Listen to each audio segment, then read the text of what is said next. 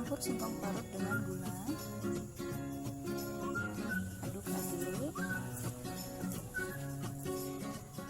Beri pewarna pada setiap adonan.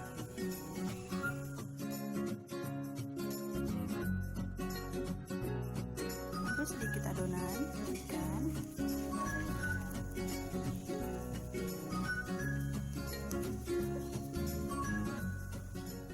Pilih warna lain dari adonan dan letakkan pisang di tengah.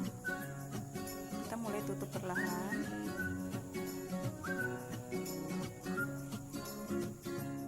Pilih warna lain untuk menutup.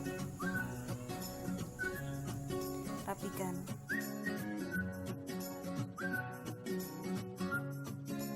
Masukkan adonan perlahan ke dalam kukusan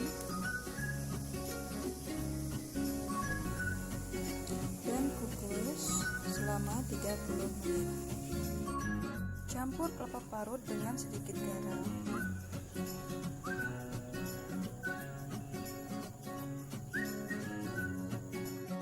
Masukkan kue yang sudah matang dan guling-guling